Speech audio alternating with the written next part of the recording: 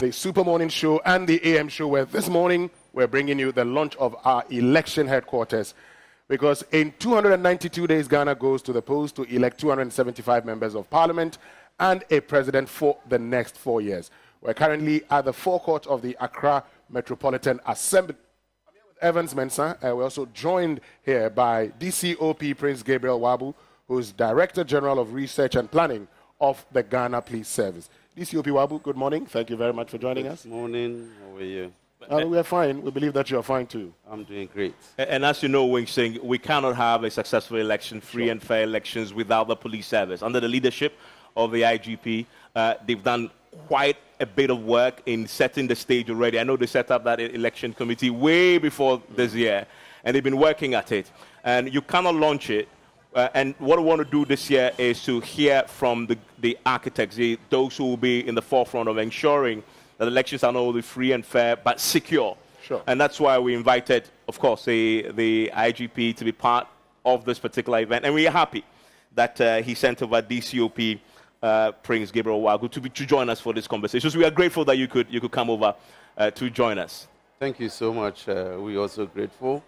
The IG would have been here himself, but due to other duties of his that has taken him away, he decided to send a team of us, led by myself, the Deputy Operational Commander, that is Director Abbas, his Assistant Commissioner of Police.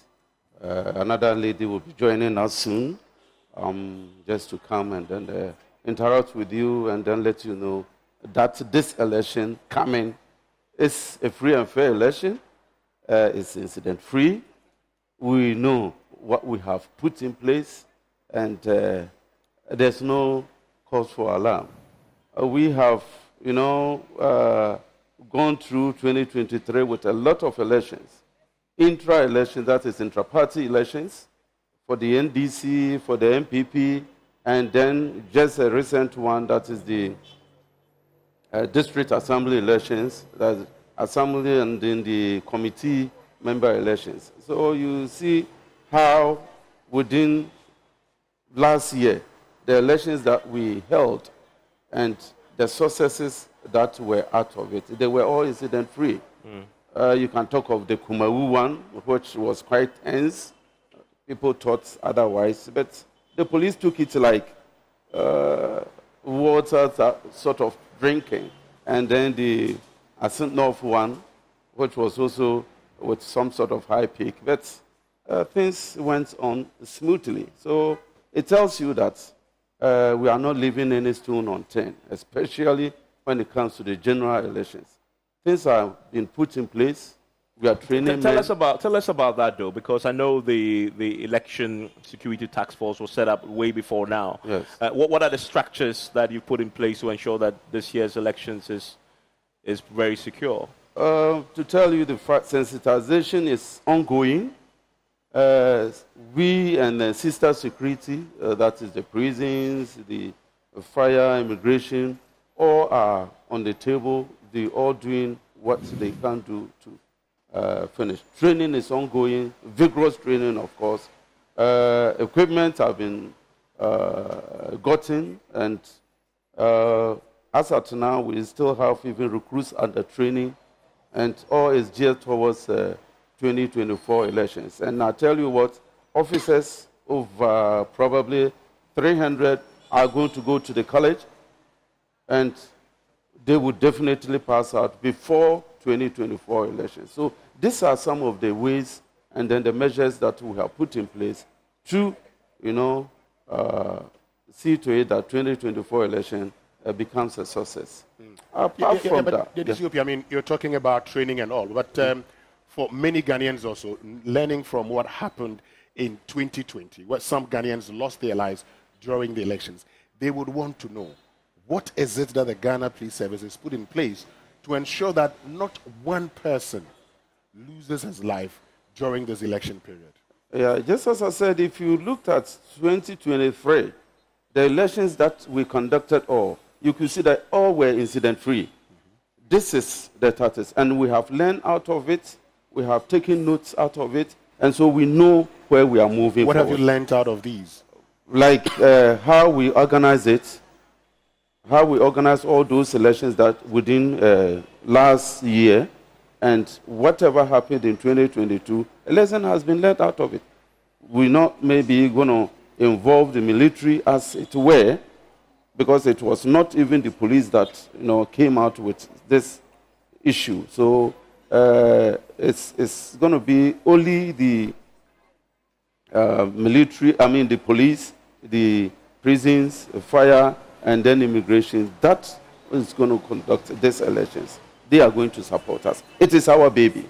It is the police baby, but we want to co-opt in our sister security to assist in one way or the other. Has that been sorted out, though, that when it comes to elections, you are the primary security agency, and in fact, in the coordination process, you will have to request if you need additional support, and we don't have a situation where we have the military going into a place and creating this tension that we see sometimes that then leads to violence, and then the police is held responsible, but there's a military that has been deployed sometimes without your knowledge. And I'm saying this on the back of Ayawaso West Wagon. And when the commission work was done, it was streamlined with the police being the arrowhead. Has that been sorted out for this year? That has been sorted out by the Inspector General of Police with his POMA members, and it's a clear-cut issue.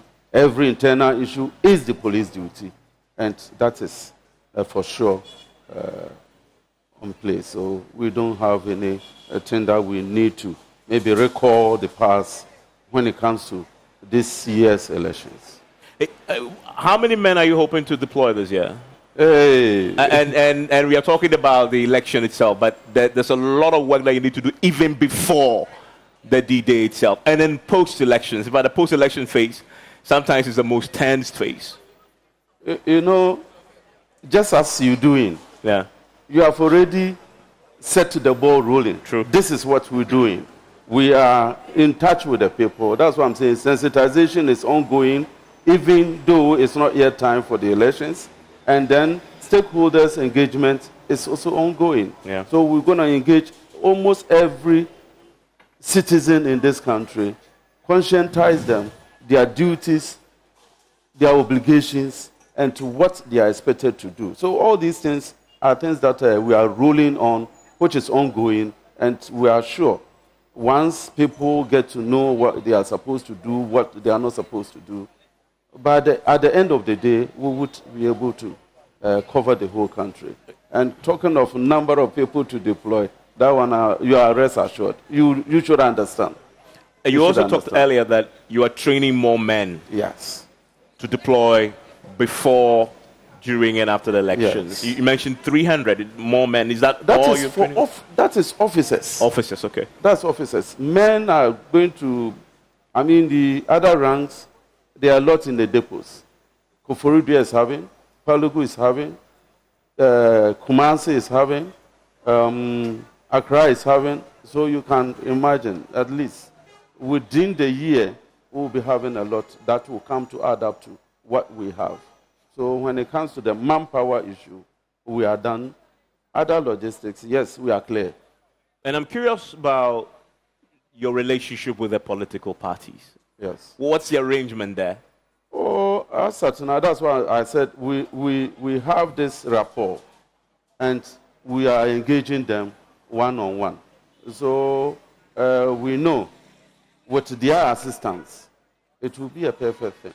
And definitely, with the engagement that we are having with the political parties, I think if how regular is this, and how formal is it? Is it meetings or personal phone calls, or how have you structured this relationship? It's one-on-one kind of invitation, either to their place or they coming to us. This has been going on since 2023, when we had these numerous elections. And I must be frank with you, it was cordial, especially when it comes to like elections for MPP, for their presidential, for their parliamentary, for the whatever. You call them, they come. We sit and we discuss issues.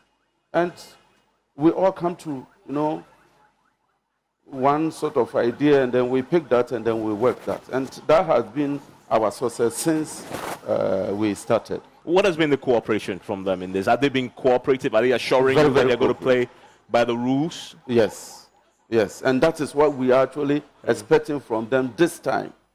Theirs is also quite paramount when it comes to elections. If they are able to talk to their followers, especially insults and all those things, they eschew that. I think we'll have a very beautiful election this year. Talking about the political parties, I'm interested in one thing. You've talked about, we invite them. But as part of the police plan, for instance, do you have arranged a series of meetings ahead in ensuring that they know your plans, you address their concerns so that on election day we don't have any incident? Yes, those are always on. Those are always on. But you know, human as we are, sometimes it might not even be the leadership, but somebody will trigger something. But I think for now, these are the things that the Inspector General of Police with his POMA members are doing. And they started doing this, that's why I'm telling 2023, all those elections that we had, there was that collaboration, there was that meetings, coming together, fine-tuning things, and then getting a point to stand on. That is what we actually have done. Okay. Any hotspots identified ahead of the elections? It's something that the police will do almost every election. Exactly. They sort of warn us ahead. They will do a list for us of the places, and so everybody else sort of keeps focus on that. Hotspots. The whole country is a hotspot. So we are planning towards the whole country as a hotspot. We're leaving no stone unturned when it comes to like individual issues. You know, that is true. But what we've become accustomed to is that in each election year, the police will outdoor a sort of a research of a sort, sort of gauging areas where they anticipate, either based on history or intelligence, that these areas are places that we are giving, we are paying attention to everywhere in the country, but for these we are paying special focus, a special attention there, because, and then that also carries people along. Yep. And the political parties also. Yeah, that is true. You might think last year it was here, this year it's going to be there. No, it doesn't happen that way. And also based on intelligence that we'll gather, which we have a lot of intelligence gathering machineries now on the ground. So by the time we get to close to elections, we would have known where we would concentrate more and where we will not concentrate more. So, in effect, for now is not time. You've not identified the major hotspots, because if you say the whole country is a hotspot, fine, but there'll be major hotspots. Yes. And that's what we're asking, because, in every election, these are the places where you need to be careful. These are the places where security agencies are focusing most on. Do you have those major hotspots? Those ones, yes, they are known, but we're not concentrating that those would be the hotspots on the D-Day. Okay. Because if you concentrate on that, you might forget of other places. So, yes, we know. The old ones, yes, would kind of put our eyes on those places, be very vigilant there, but we'll still think that a day where can become a bit... Okay, anywhere could become a major hotspot. That's it. Currently, do you have a number that you're dealing with while you look forward to the new ones? I can't say 20, 30 hotspots. No. That's what I'm saying. By the time, you see, campaign and all those things would determine where it's going to be a hotspot. Until all these things come to play, you will not identify that here is a hotspot or here is a hotspot. It is during the campaign that you realize that, this place, we need to concentrate here. We need to concentrate here. We need to take men here. We need to have more men here than the other places. And we are having a conversation today at our launch of the election headquarters from the forecourt of the Accra Metropolitan Assembly with the Director General, Research Planning of the Ghana Police Service, DCOP Prince Gabriel Waabu, who's joined us with his team today as we launch the election headquarters. We'll be going into the marketplace pretty shortly where we are Right behind us is a bustling and hustling of market women who are trying to make ends meet. And this really represents the ordinary folks who will be casting their ballots this year. I want to hear from them pretty soon here on your election headquarters. We'll be crossing over to Kumasi at 9, but also go to Kantamanto and Mokola to get more views for you as part of our launch today. The various political parties will also be joining us today for a conversation, so you want to stay with us. And as you may also know by now, this is a national event, and that is why we are having a conversation with the police, and they've already told us that for them the entire country is a hotspot, and that is how they are treating this year's elections. It's absolutely important that security becomes a priority. Soon we'll be hearing from the Electoral Commission that will also join us with your own thoughts on this. Now, DCOP, I know you put in place a lot of works and structures to ensure that this year's election is free and fair, but there are people who exist to make your life difficult. What do you say to them? Those who currently are plotting to snatch ballot boxes, to create chaos, to take advantage of that for either political ends, for their own selfish ends? What do you say to those? I'm afraid they shouldn't dare, because that's what I'm saying. We have all implements that would be able to pick you up, and we wouldn't even need to chase you. We didn't need to chase you, but we'll pick you from your house after you have done such a thing. So why go there, do it, when the law will catch up with you? In other words, this year also will be intelligence-led. Yes. Yes. In fishing out those who are plotting and those who want to disrupt the polls. A policeman might be standing there with a camera you might not even know. A camera that is hidden. So all the police that you'll be seeing, some will be having body cameras. They are there. It's being looked at our main base. So whatever is going on during the elections would be monitored and would be captured live. Was it? Yeah. Exactly. This morning, look, DCOP, you've talked about it being intelligence-led, but should it happen? And I mean, I'm sure everyone is asking, what do you tell that person? How are you going to deal with it? Why shouldn't he dare? You say, don't dare, we'll pick you. But why shouldn't he do it? Why should we want to destroy what is being put in place? That millions of people say, this is what we want, and then you say, I will not allow you to. Definitely the law will catch up with you. I'm not the law, but the court will deal with you, because I'll put you before the courts. And your men on the ground too will deal with him? For that one, you should know. Immediately you'll be arrested. So this year we're assured that the elections will be peaceful? Everywhere there will be a standby team that goes around from polling station to polling station.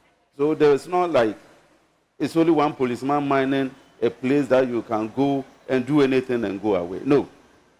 They are always standby team, full force, ready to, normalize the situation should it happen. But I know and I pray that Ghanaians as we are will be law-abiding, and we should be law-abiding, that these sort of things should not happen. It has happened, yes, before, and they have had their great share. So why go ahead to do such a thing? I mean, you've talked about everything that you're going to do. You've talked about dealing with the political parties. But beyond the political parties, yes, they are the major stakeholders in this election. Beyond the political parties, what other engagements are the police planning? We're having a lot of engagement with stakeholders. Almost all. Who are these stakeholders, other stakeholders that you're having engagements with? Talk of the churches, talk of the mosque, talk of even school children, and then, our sister security, we're just touching almost everywhere. Talking about your sister security, because we know that during election days, while you are in charge, we know that you bring on board some of your sister securities. Yeah. Now, these sister security services, what are the level of engagements? How prepared are all of you in ensuring that everything goes according to plan? We have a team and they all come together at the operational center and discuss all these issues. And they are also going to, once they get the information, they go down to their men and educate them on what to do and the necessary things that would be in place for them to also support as we are the lead. And thank you very much that you make time to join us this morning, and you're going to stay around a bit. But we are grateful that you came. You've been listening to DCOP Prince Gabriel Waabu.